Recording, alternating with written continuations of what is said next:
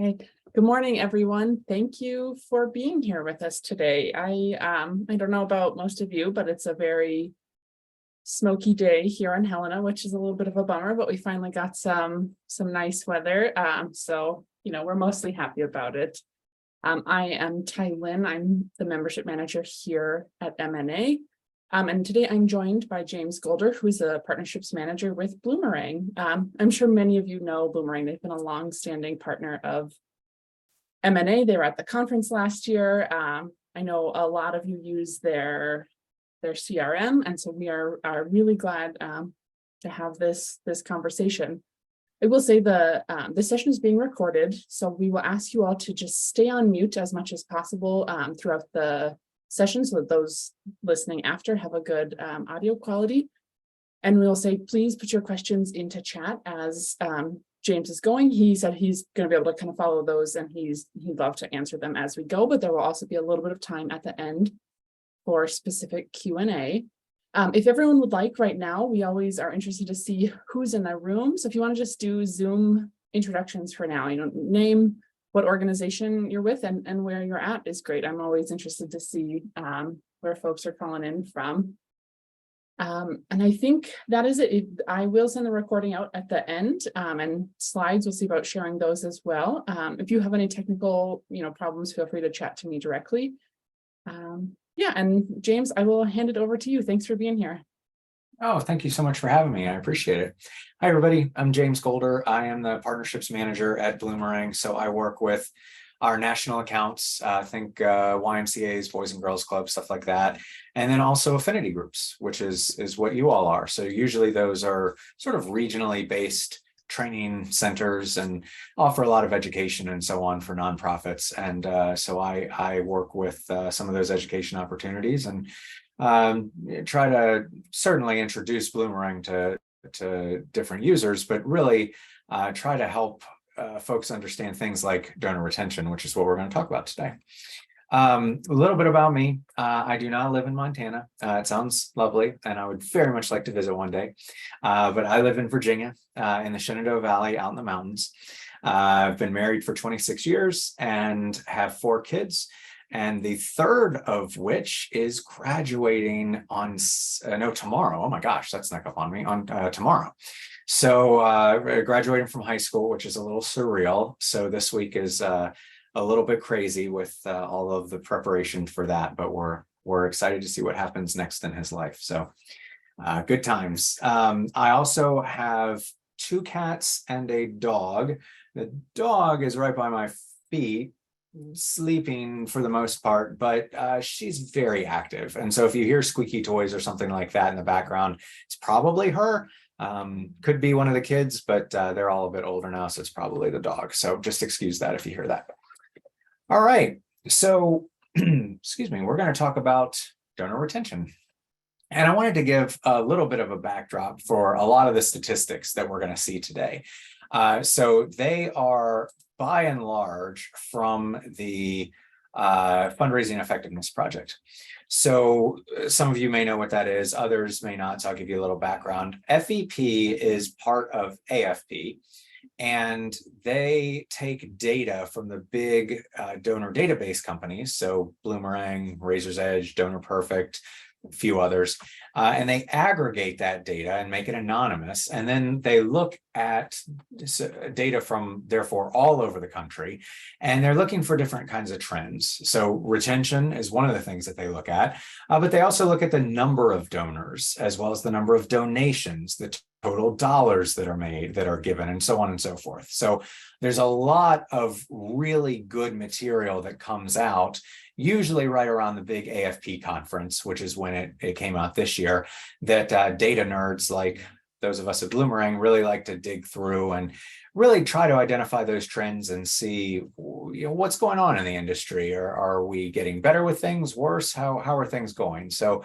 we're going to look at a couple of those, certainly not everything from the Fundraising Effectiveness Project, but a couple of things as we go today, largely around retention. So Quick question for you, and feel free to chat your answer if you'd like to, or not, totally fine. But I'm interested to know how many people here roughly know what your donor retention rate is currently. I'll add in that when I give these presentations at a conference or just in person, 15 to 20% maybe is about the maximum number of people that actually know what their retention rate is. So if you don't know, don't feel bad. You're in good company. Generally, way more people don't know than do know what their retention rate is. And a lot of times, honestly, it's because it's a little bit tricky to find. Unfortunately, some databases don't make it very easy. And if you are using Excel to track your donors, then I think I just got a migraine thinking about how you would figure that information out. I can't even imagine. That's not fun at all. So if you are able to get a benchmark and find out what it looks like year over year, then you can track and see how things are going and if you're improving and so on. So if you do need to sort of figure that out yourself, here's the basic formula for what that looks like. So we're looking at essentially the total number of donors and dividing that into the return donors, and that gives you your retention rate. So it's an easy formula, but if you're thinking through your database or through your spreadsheets, if you don't have something that'll calculate that for you automatically, it can be a bit daunting, which I certainly understand. We'll talk about kind of how another way that we can help you with that in a little bit here. So let's talk about what the Fundraising Effectiveness Project found. So this is as of last month, very, very, very current. And this is for last year, for 2022. So they found that the average, right there in the middle, the average donor retention rate in the US is right around 43%. So not great. As we'll see on the next slide, that number has stayed relatively constant over the last 7 or 8 years, hasn't really changed a whole lot, gone up, gone down, but not by a lot. And I think that the reason that that number is where it is can probably be best explained by the number to the left. So the first-time donors are only coming back at a 20% rate. So 4 out of 5 of them are giving once, and that's it.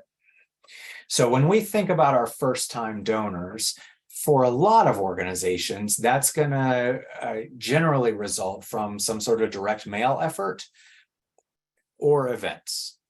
So if we think about events, which is often a primary driver for getting those first-time donors in the door, that means that we're expending an awful lot of time, energy, and money and getting people in. Not only getting them to the event, but getting them connected to the organization so that they feel close enough and engaged enough and all of that, that they're going to actually make a donation. And then something is happening, or maybe something's not happening, that causes them to not come back and donate again. And so when you factor in the time, energy, and money that are being spent to set up these events and run these events and all of that, and combine that with the opportunity cost of moving staff away from engaging with major donors or sending out thank yous or whatever else that they're doing that they can't do because they have to set up the catering and all the other stuff that you all have to do to run those events, we really want to see a better return on investment than 20%. It's not a very good number. We're going to dig into the history of that number in a couple of minutes and talk about some explanations, additional explanations for why that might be such a small number. But if we look at the number on the far right there, this almost 60% number, that fills me with a little bit of hope. That tells me that we need to get to the second gift. We need to get them from the first gift to the second gift, and then their retention goes up substantially. And really, there's a above even chance that they'll come back and keep donating year after year after year. So what can we do to move them from the first gift to the second gift? That's going to be some of the things that we talk about as we go today. So as I mentioned, the average donor retention rate has stayed relatively constant. You see a little bit of variation there, but not a whole lot over the last 6 or 7 years. And if we go to the first-time donor retention rates, this one is interesting to me because we do see a little bit more of a drop, at least from where we were in 2015 to where we were last year.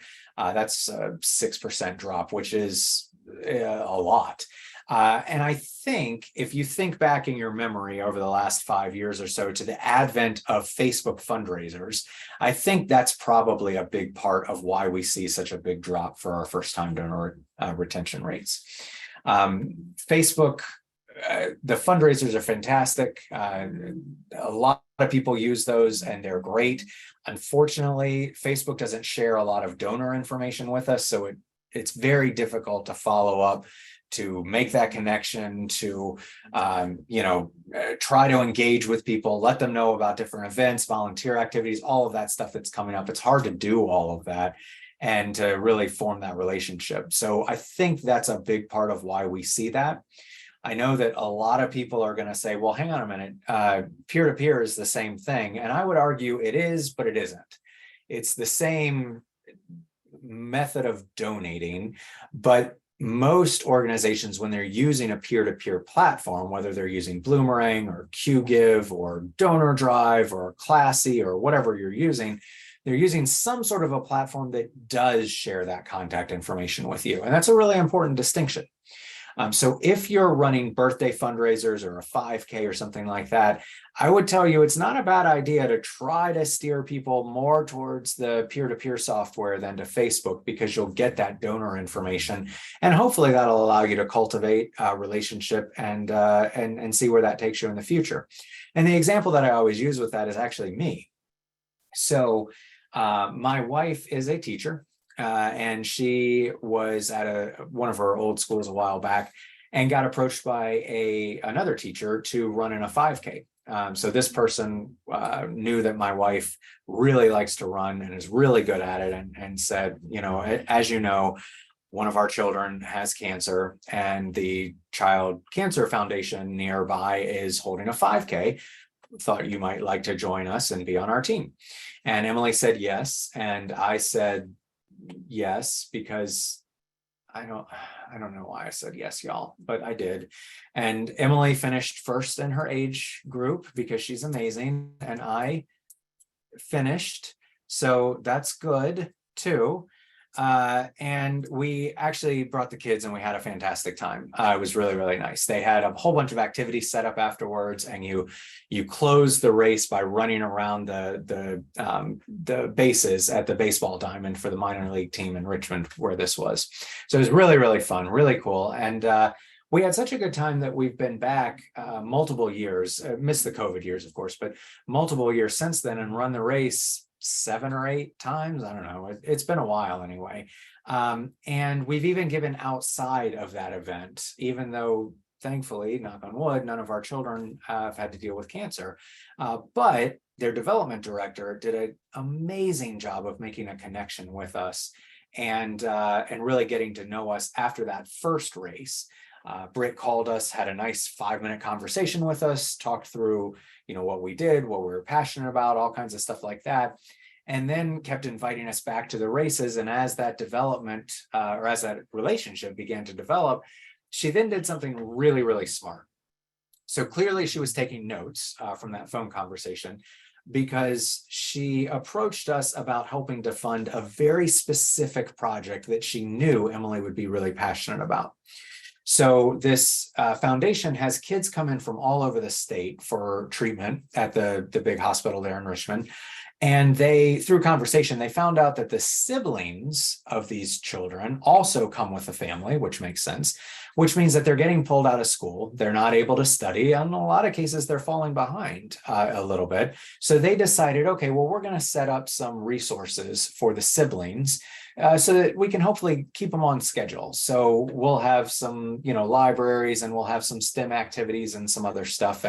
And so Britt actually approached Emily about what kind of literacy materials would be really good to have, because she knew that Emily is a reading coach, and wanted to talk through specific, grade levels and different reading levels and all kinds of stuff like that. And then also, by the way, would you all like to support us, building these new programs? And of course, the answer was yes, absolutely. We would love to help with that.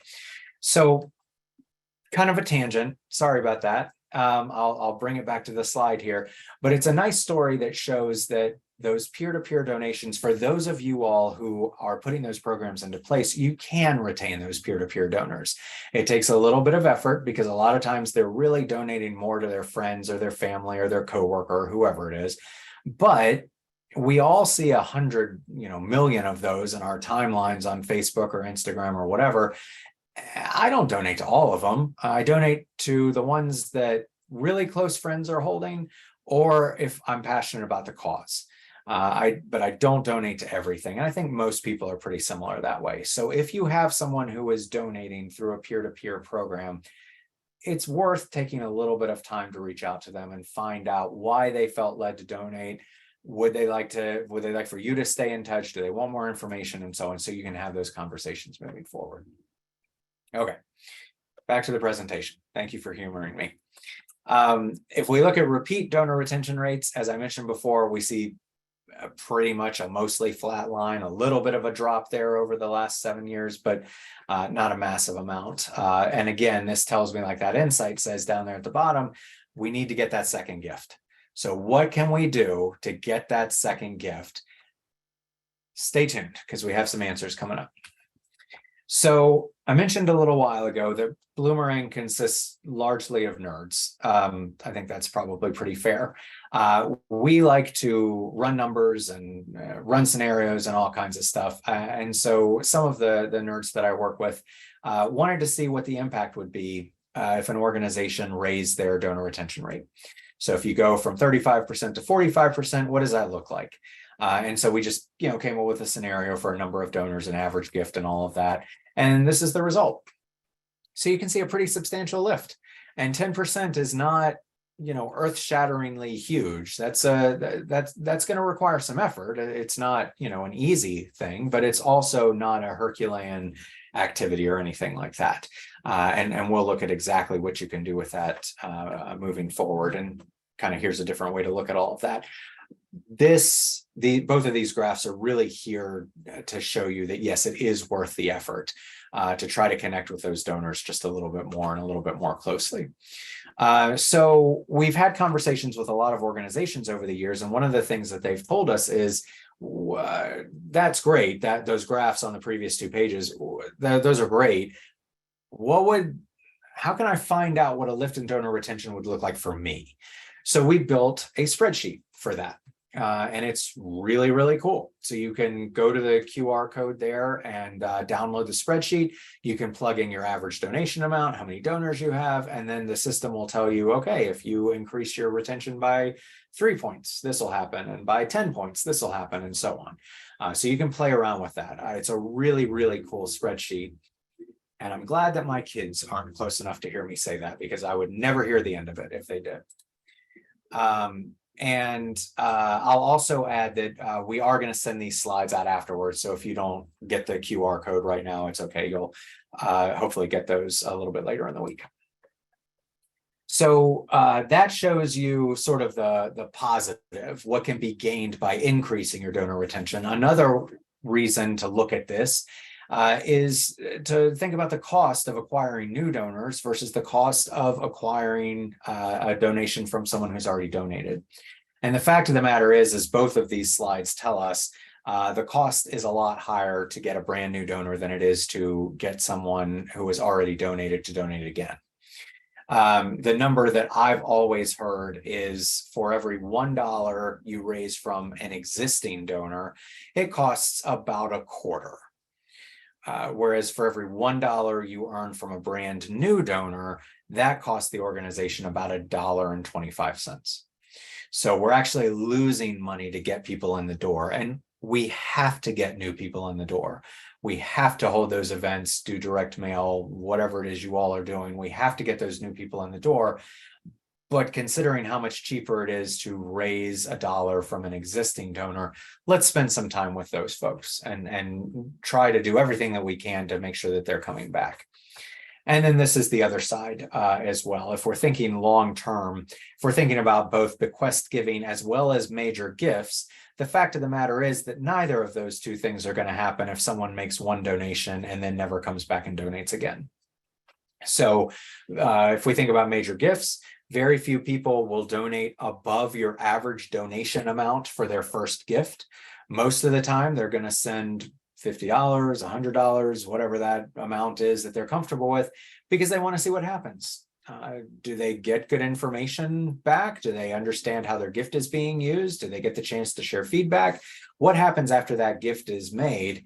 And that will then determine whether or not they'll come back and donate again on down the line. And a very similar idea for planned giving as well, for bequest giving. So if you look at some of the Jerry Panis's tenets here, the idea that length of giving is much more important than size of giving. So in other words, someone may donate one time and drop you $1 million gift, which is fabulous. Please don't turn that down. That's amazing. But if you're looking for planned giving and additional major gifts, you really want to look for a longer relationship. So that means we really need to get those first-time donors to become repeat donors. The other thing I'll call out is the fourth line down there. If you're a volunteer-based organization, your volunteers are incredibly important, especially when it comes to planned giving, monthly giving, major giving, all of that. If you have the ability that Bloomerang does to be able to segment in your database based on capacity, then you can look at your volunteers and say, oh, okay, this group, this is good for the major gift conversation. This group, probably a bigger group, that's going to be better for our monthly giving platform.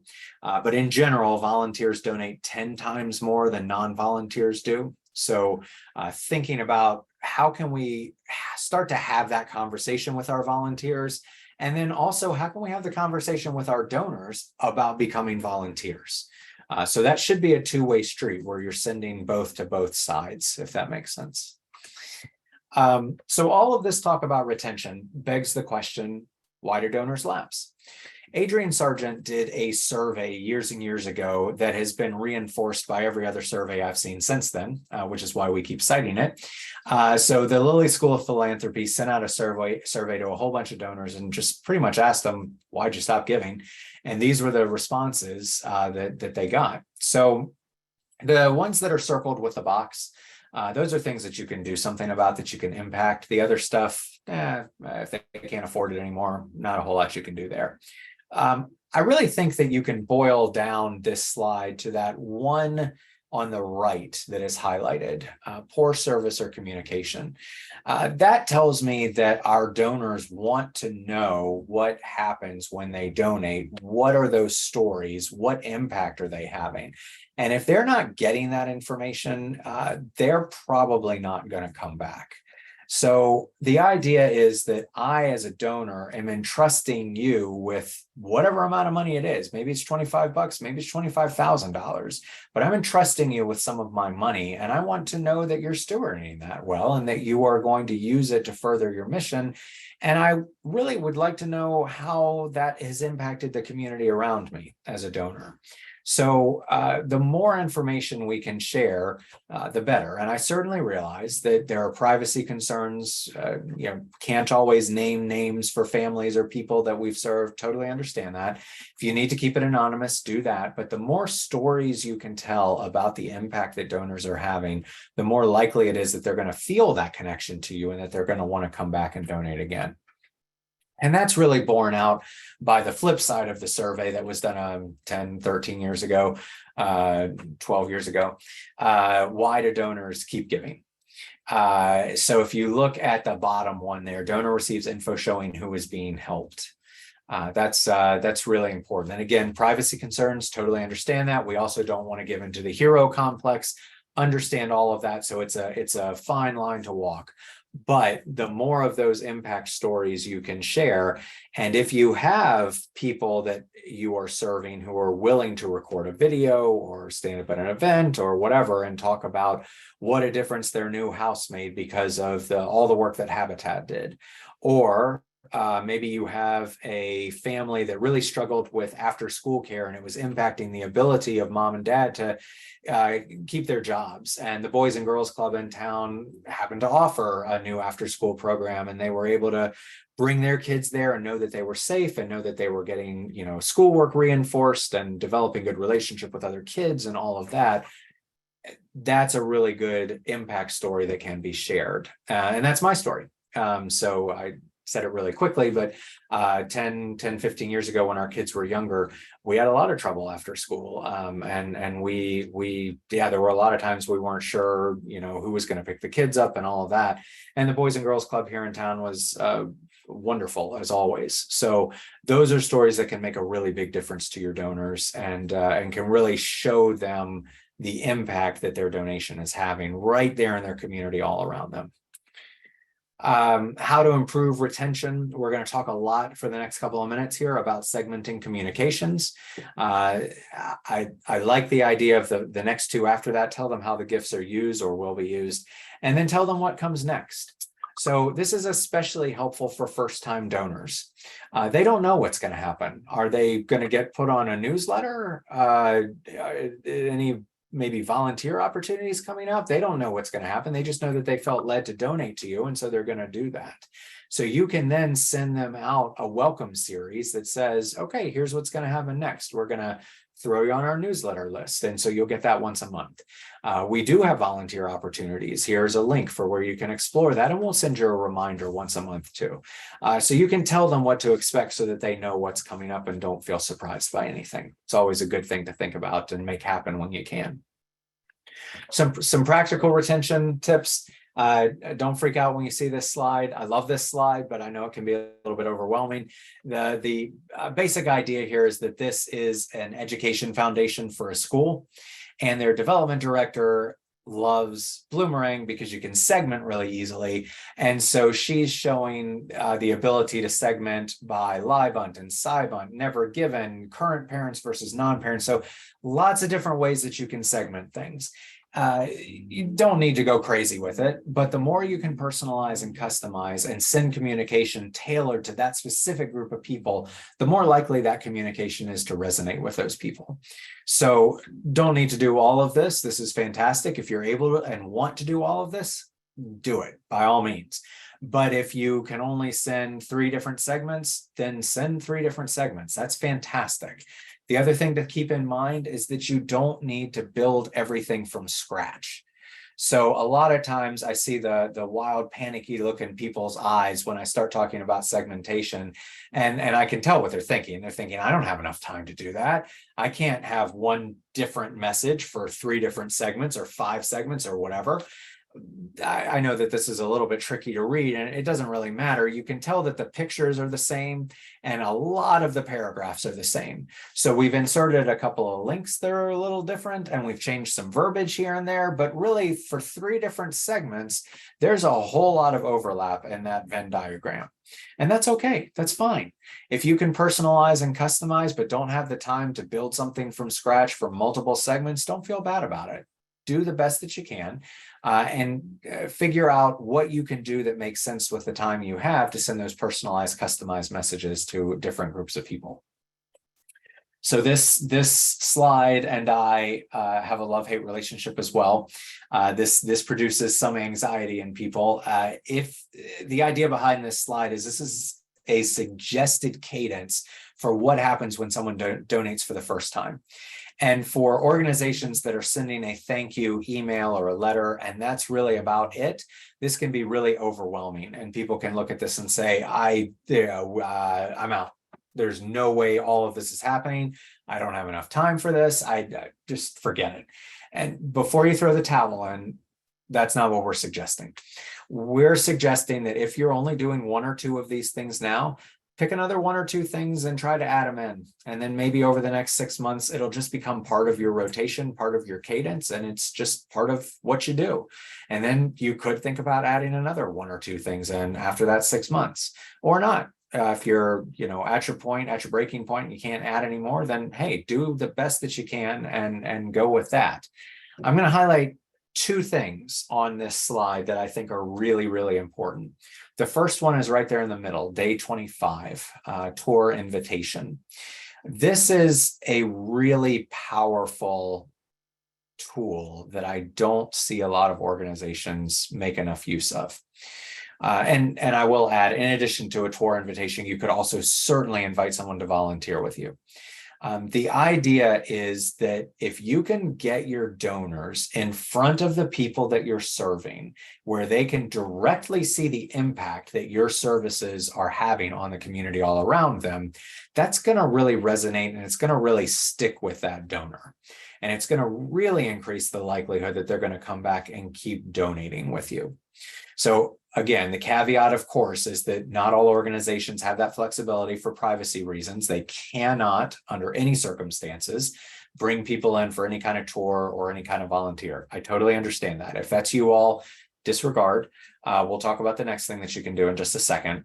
But for those who don't have those privacy concerns, or maybe there are some, but you can still bring some people in, but they can't go to certain areas or something like that, please consider doing that. I promise you it will be impactful. The second thing is on day 2 and day 70, those stewardship phone calls. Well, one of them is a thank you call, the other one's stewardship. We're going to talk more about phone calls in just a minute here, but I would tell you as a takeaway that making those phone calls when someone donates should be at the top of your list. It's incredibly impactful and it should not take a ton of time. Plus, as I'll talk about in a second, I'm going to encourage you to pull in other staff people, board members, and so on to hopefully make things a little bit easier for you. Last thing about segmentation and customization, I put this slide in here because of that little bracketed bit up at the very top where it says Dear Informal Name. The more that you can customize your thank you letters and your emails and so on, instead of saying things like dear friend or something like that, the better off you're going to be. People will actually read it if they see their name, or at least they'll start reading it or they'll skim it. It just feels more personal if you're able to do that. So most databases have that capability to do that these days. And if you're using Excel, then you should be able to do a mail merge with that and get that done, which is really good. The next 2 slides are some things that people sent in the mail after a donation. I think these are fantastic. And if you have the ability to not just send a thank you letter, but add in some additional information and some different resources and all of that, like these 2 organizations did, I would strongly urge you to do that. So we've got a Bill of Rights here from Girls Inc. And some other information there, which is all good. I'll also draw your attention to the thank you letter itself. And down at the bottom right, we've got a real quick little handwritten note that probably took someone all of 10 seconds to write out. So it doesn't have to be a big, thoughtful, super big connection, but it does a nice job of drawing the eye to what is said there. And it does connect the audience with the author there a little bit. So if you have the time to do that, go ahead and add that in as well. We're also here at Bloomerang seeing a lot more videos being used. So we have an integration with Gradavid. This is Vidyard here. Both of them do great work. And the idea here is that you can send a personalized, customized video to people with their name and their donation amount and what fund they gave to, anything like that that you want to. And you can also encourage them to check the website for volunteers and, oh, hey, we have an event coming up in 3 weeks. We'd love for you to be a part of it. So you can really customize and personalize these. Just keep in mind that you want to keep it relatively short, 30 seconds, a minute, something like that. I don't think I'd go much longer than that. If you think about our attention spans with YouTube videos, not often is it that we're watching a 20-minute YouTube video. It happens, but it's not that often. Okay, so I want to talk about phone calls. And I'm going to tell a little bit of a story for how we ended up doing the study that we did. So we were very interested to see if during one of the craziest times in my lifetime, if organizations that reached out and personally connected with their donors fared better, worse, the same as organizations that did not. And what we found was fairly striking. So what we're looking at here are organizations that placed phone calls, sent personal emails, or had in-person interactions, which were Zoom interactions for the most part, I think, in March and April of 2020. So the world completely gone sideways. No one knew what was happening from day to day. We were all in lockdown and, washing off bags of Doritos and all kinds of fun stuff. Memories. So these organizations decided during that time that they were going to reach out to their donors and say, hey, you don't know what's going on. We don't know what's going on, but we know that we need your help. And here's how you can help. Here's how you can support us, and so on. And then what we did is we compared their fundraising for those 2 months versus the same time period the year before. So March and April of 2019. And we wanted to see what was the impact. Again, did the fundraising go up, go down, stay the same? And the answer was very clearly the fundraising went up. So those are the green bars. The organizations that did not do those things, these are all Bloomerang users. So we've got 16,000 nonprofits that use Bloomerang. So the organizations that did not use any of those personal touches saw a decline in fundraising year over year for those 2 months versus the fairly substantial increase in fundraising you see from the rest. So that led us to re-examine what our good friend Penelope Burke said, or has been saying for a while now, that a thank you call from a board member to a newly acquired donor will increase the second gift by almost 40%. And I can remember when we had these discussions, and we we all channeled our inner Seth Meyers and Amy Poehler from Saturday Night Live and said, really?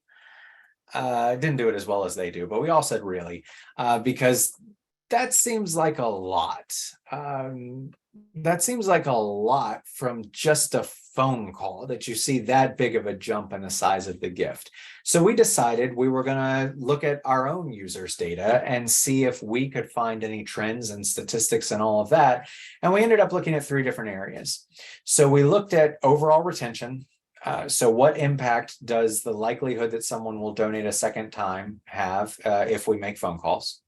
We looked at the speed to the second gift. So if we make phone calls, does that second gift come faster, slower, stay the same? And then we also looked at the size of the second gift. And what we found was incredibly eye-opening.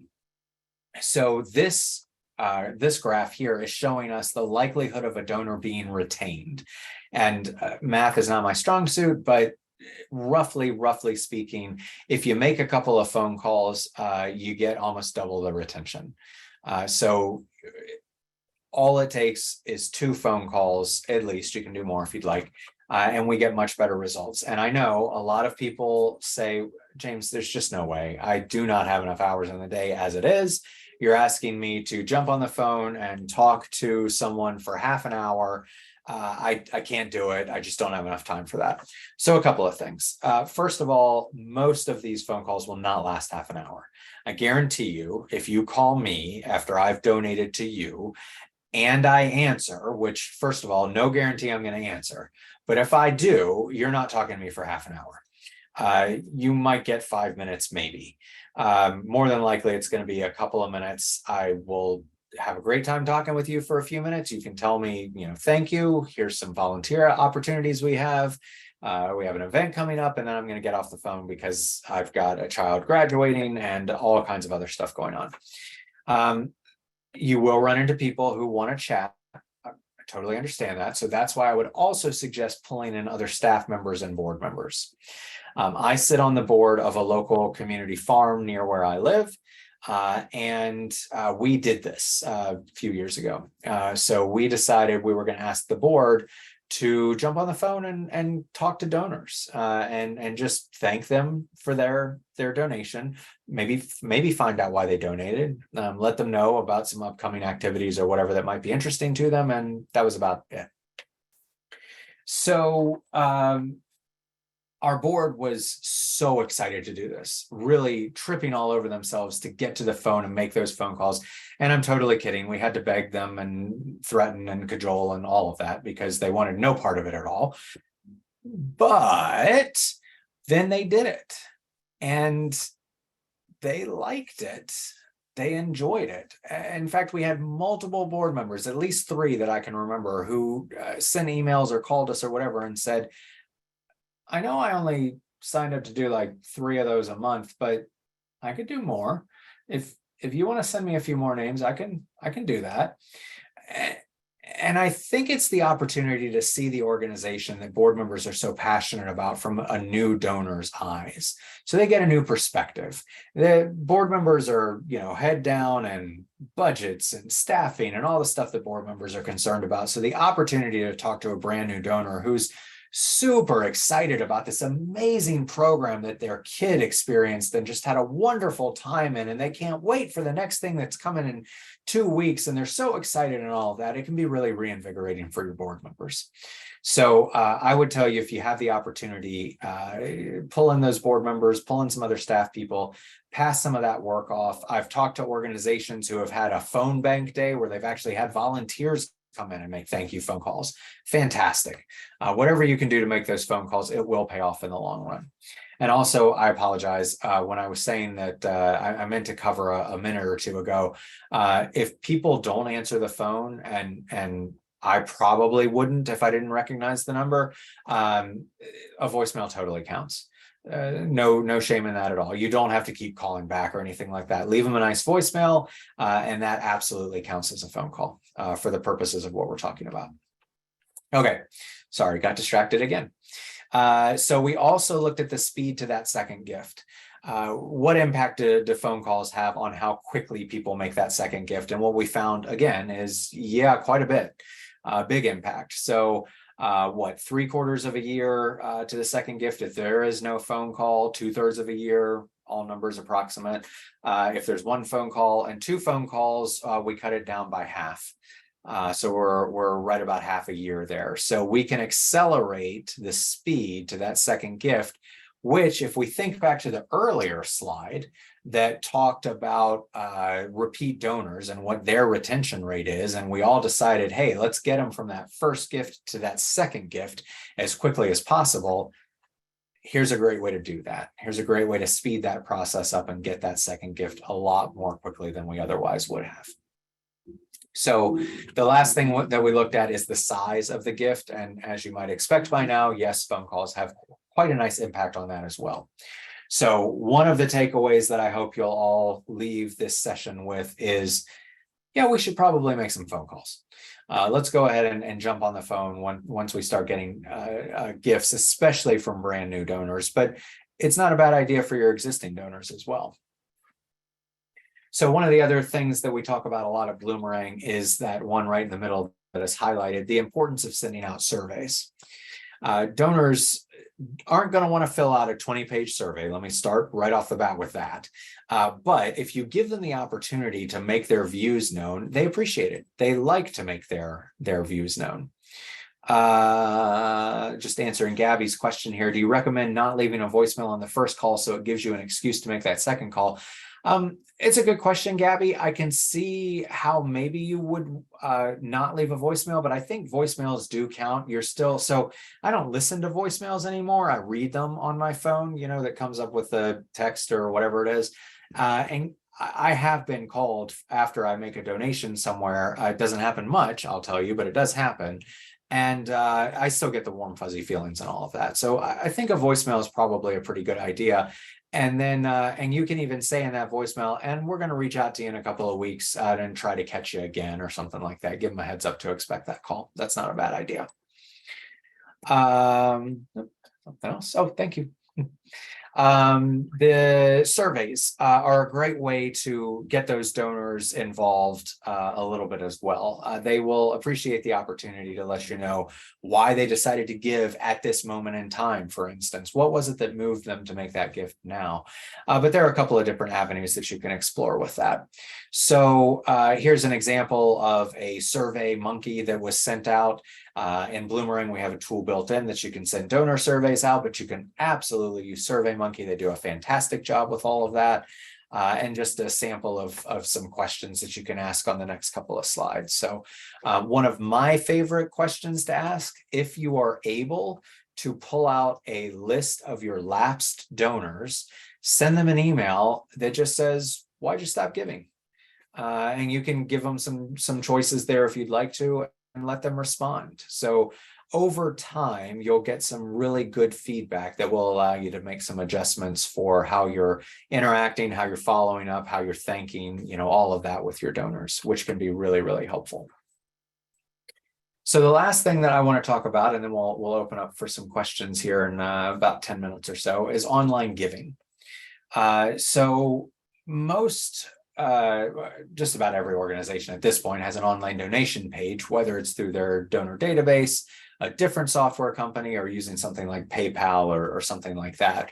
And I have, over the last 5 months, given 150 online donations across the country to 50 different boys and girls clubs, 50 different habitats, and 50 different food banks.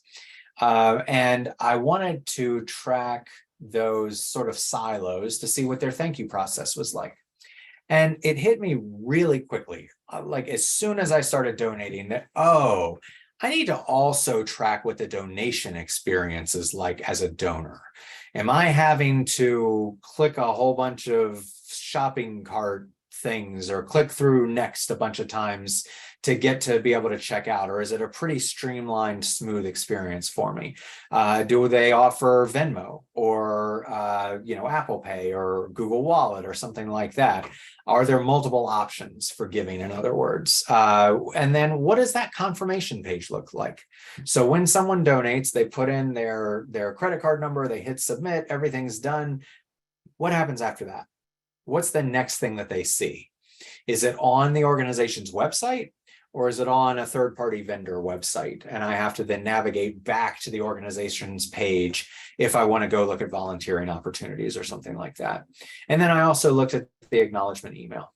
So most everyone sends some sort of an email automatically once a gift is made. Is it a straight up receipt? Or is it inviting me to go check out our upcoming events or here's some volunteering information or whatever? Is there an opportunity for me to re-engage with the organization, in other words, after the gift is made? Or is it kind of like, okay, well, you gave, goodbye, because we want to do what we can to re-engage with people as much as possible.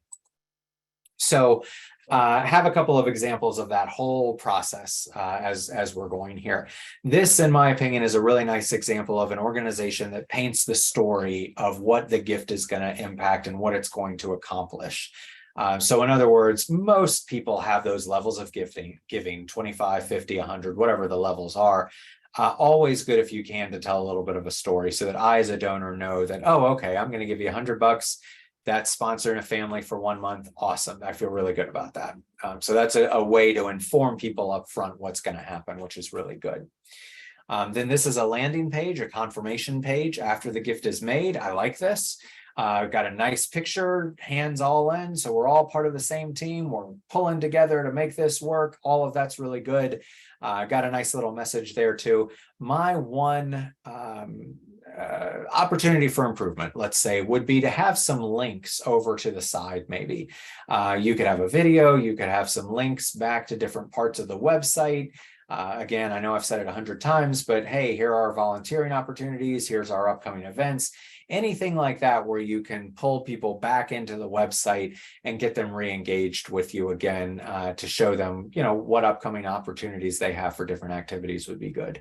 A lot of people won't do anything with that. They're, maybe they're there to donate. That's it. So they're going to donate and they're gone.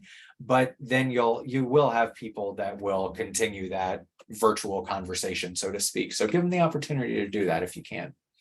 An example of a video here. So when someone donates, you can have a thank you video that shows the kid who is happy, here's the impact that you're having, all of that. So that's a really good idea when possible. Then we go to whatever nightmare this is, which is an acknowledgement email. So this is what was sent after the gift is made, and I don't know what's going on. I'm a little nervous about this. If I get this in my email inbox, I'm looking at this going, am I in trouble? Did I mess up? I don't know what's going on, but it's not good. Let's try to stay away from this if we can. And to that point, I'm going to strongly urge you, for your second big takeaway, to go give yourself an online donation and walk yourself through that entire process after we're done. Do it today, do it tomorrow, but go give yourself $25 and see what that process looks like. Look at it from a donor's standpoint and see what the email looks like that they get. See what that confirmation page looks like. Again, is there some sort of shopping cart mechanism that they're going to have to go through and all of that, or is it nice and streamlined and easy to use?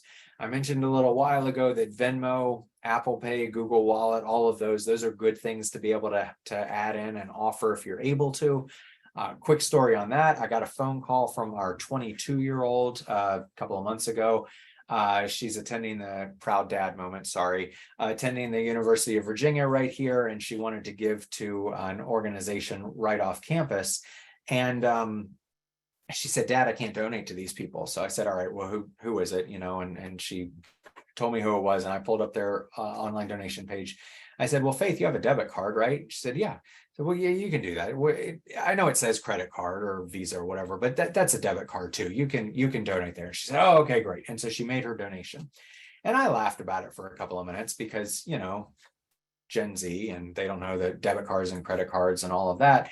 And then I got sad because how many other students at UVA decided that they couldn't donate to that organization, even though they wanted to, because they didn't know that.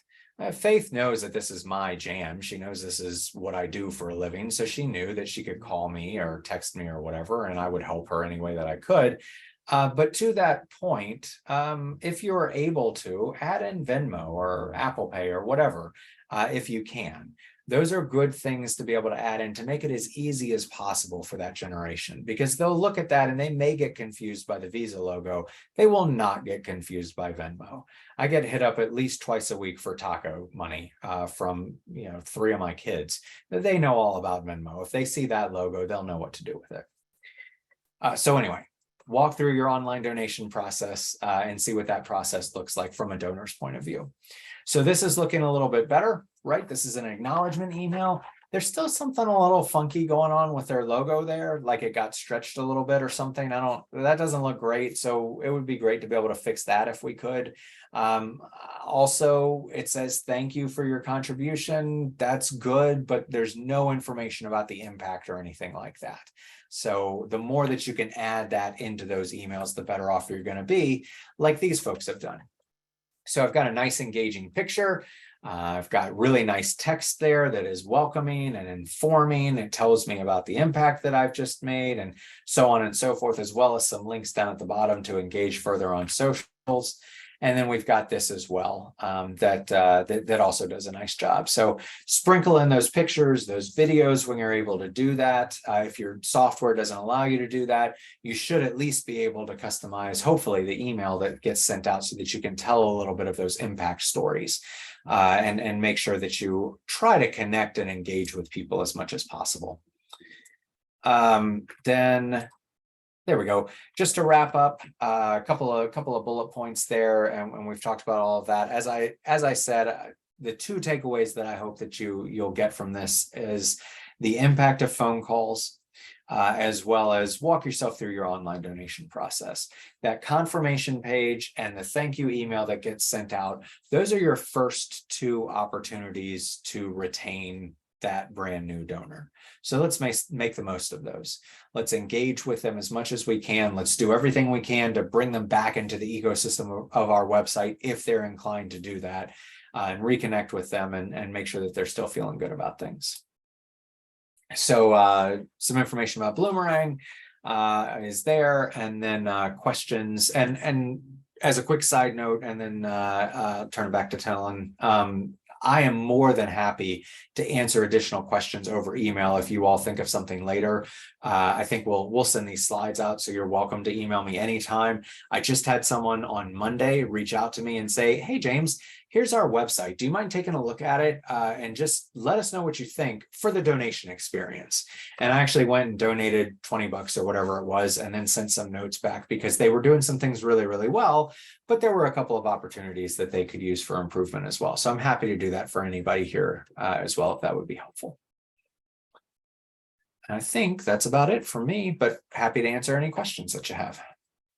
Great. Well, thank you so much, James. This has been a great session, and I sit through a lot of webinars, and I can say this one has been very good. So thank you for being here. Thanks Folks, for if you have questions, feel free to take yourself off mute if you want to, ask live, or if you want to put them into chat, feel free. We've got a few minutes. I did hear, James, one of the things I heard is that I can Venmo you a request for taco money. That's Yeah, all anytime. the Yeah.